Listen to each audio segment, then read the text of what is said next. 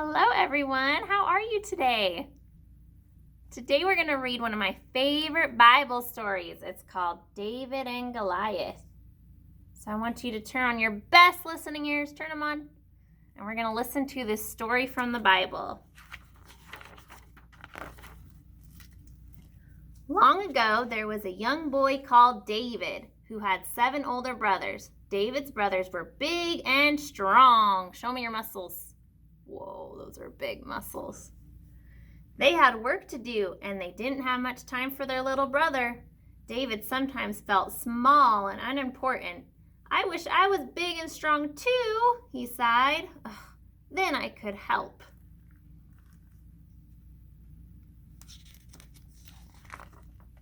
One day, David's father gave him a job of his very own. I need you to be a shepherd and take care of my sheep, he told him. You must lead them to food and water. You must scare away all of the wild animals with this sling and stones. And you must count the sheep every day to make sure they're safe.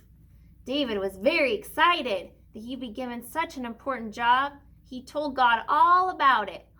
It will be hard work, he told God, but I know you will be there to help me.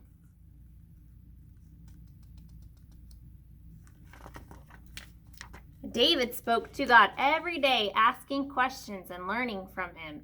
Of course, it was very quiet up on the hills, with just the sheep for company. Sometimes David didn't see another person all day. But whenever he felt lonely, David got out his harp and made up songs to remind himself that God was near. He kept busy, too, doing target practice with his sling. Soon he never missed a target. Ping! With just one stone, David could scare away a fiercest lions and the wolves. Look, he has that stone and he swings it in his sling and he gets the wolves. While David was learning to be a good shepherd, his 3 biggest brothers had joined the Israelite army and was led by King Saul. The Israelite army was away fighting the army of the Philistines, but they weren't doing a very good job, and they weren't doing very well. The Philistine army had kept a secret weapon, a giant soldier called Goliath. Goliath was taller than any man, and he carried the longest spear the Israelites had ever seen. He was as strong as a bear. And fierce as a wolf, whoa, and brave as a lion, whoa. One morning, David's father sent him to take food to his brothers, and what a surprise he got when he arrived. Goliath was standing in the middle of the battlefield, shaking his spear at the Israelites. "Listen," he roared. "Send me your best soldier to fight me. If he wins, we will be your slaves. But if I win, you will be ours." Does he sound pretty scary? Look how big he is. David's big brothers hid behind their shields and began to tremble and shake. "Who is brave enough to fight that giant?" they cried. Then David stepped forward. "I will fight him," he said bravely. His brothers stared at him in disbelief. "You?" they laughed. "How can a little boy like you fight a giant?" "I may be little," David said, "but with God's help, I can do big things." Try as they might, the brothers could not change David's mind, so they took him to King Saul.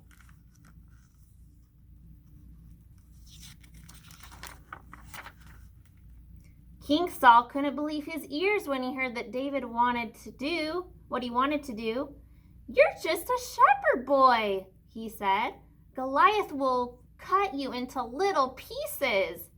David smiled. "God help me protect the sheep and he will help me fight Goliath too. Please let me try." At last the king agreed. "Wear my armor to protect yourself," he offered. But David shook his head. "It's too big," he replied. "God will be my armor." Does it look too big for him? Yep.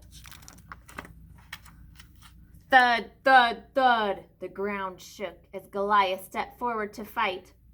"Where is your champion?" he roared, shaking his fist. "Here I am," yelled David, shouting up at the giant. "Oh, ho, ho, ha, ha, ha!" Goliath laughed. "That's a joke. You've just sent me a boy to fight? Ha, ha, ha."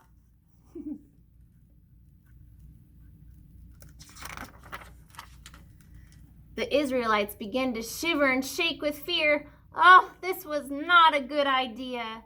Why did they ever think of David that he could fight Goliath? But David was not afraid. Goliath is right, he cried. Goliath is right, he cried. "I am just a boy, but with God with me, he helped me fight the bears and the lions, and he will help me fight Goliath too." All of a sudden, David didn't seem so funny anymore. Goliath shook his fist and gave a mighty roar. "Israelites, prepare to be our slaves!"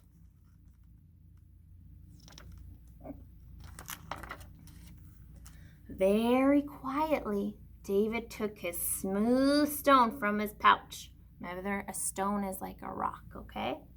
Very calmly, he loaded it into his sling, and very carefully, he took aim. David spun the sling around his head, pling! And before Goliath had ever raised his spear, the stone flew out of the sling and struck him, thump, right in the middle of his forehead. Whoa.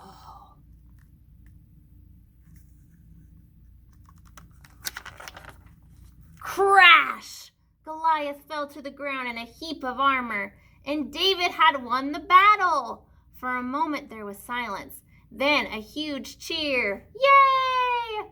David's brothers cheered, and the Israelite soldiers cheered. Even the King Saul cheered. "Hooray!" they cried. "Hooray for David, the giant slayer!"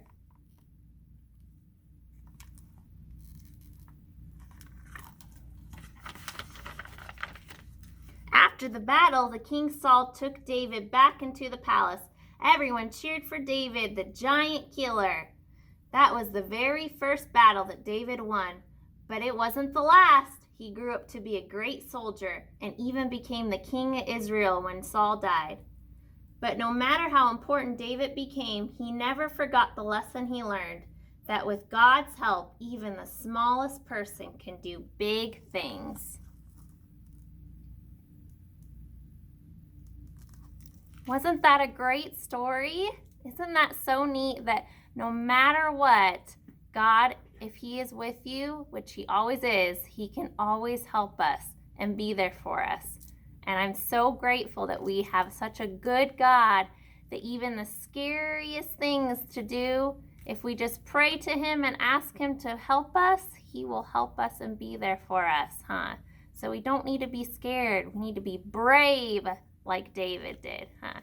He was super brave. All right, thank you guys for listening. Have a great day.